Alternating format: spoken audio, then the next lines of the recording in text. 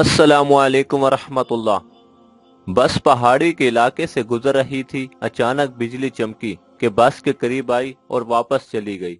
बस आगे बढ़ती रही। आधे घंटे बाद बिजली फिर दोबारा आई। बस के पिछले हिस्से की तरफ लपकी लेकिन वापस चली गई।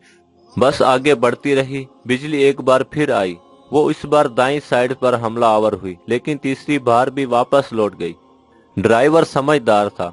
उसने गाड़ी रोकी और ऊंची आवाज में बोला, भाइयों, बस में कोई गुनाहगार सवार है। ये बिजली उसे तलाश कर रही है। हमने अगर उसे ना उतारा तो हम सब मारे जाएंगे। बस में सरा सहमगी फैल गई और तमाम मुसाफिर एक दूसरे को शक की नजरों से देखने लगे। ड्राइवर ने मशवरा दिया, सामने पहाड़ के नीचे दरख्त है। हम तमाम एक एक करके उतरते हैं और दरख्त के नीचे खड़े हो जाते हैं। हम में से जो गुनाहगार होगा बिजली उस पर गिर जाएगी और बाकी लोग बच जाएंगे। ये तजवीज काबिल अमल थी। तमाम मुसाफिरों ने इत्तेफाक किया। ड्राइवर सबसे पहले उतरा और दौड़कर दरख्त के नीचे खड़ा हो गया। बिजली आसमान पर चमकती रही लेकिन वो ड्राइवर की तरफ न आई। वो बस में वापस चला गया। दूसरा मुसाफिर उतरा और दरख्त के नीचे खड़ा हो गया। बिजली ने उसकी तरफ भी तवज्जो नहीं दी। तीसरा मुसाफिर भी साफ बच गया। यूं मुसाफिर आते रहे, दरख्त के नीचे खड़े होते रहे और वापस जाते रहे, यहाँ तक कि सिर्फ एक मुसाफिर बच गया। ये गंदा मजहूल सा मुसाफिर था। कंडक्टर ने उसे तरस खाकर बस में सवार कर लिया था। मुसाफिरों ने उसे बुरा भला कहना शुरू कर दिया।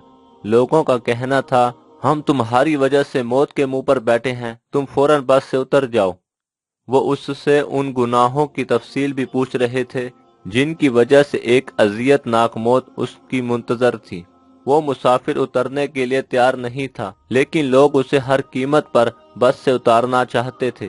मुसाफिरों ने पहले उसे बुरा भला कहकर उतारने का हुक्म दिया, फिर उसे प्यार से समझाया और आखिर में उसे घसीट कर उतारने लगे। वो कभी किसी सीट की पुश्त पकड़ लेता था, कभी किसी रॉड के साथ लिपट जाता था और कभी दरवाजे को झप्पा मार लेता था, लेकिन लोग बाज न आए।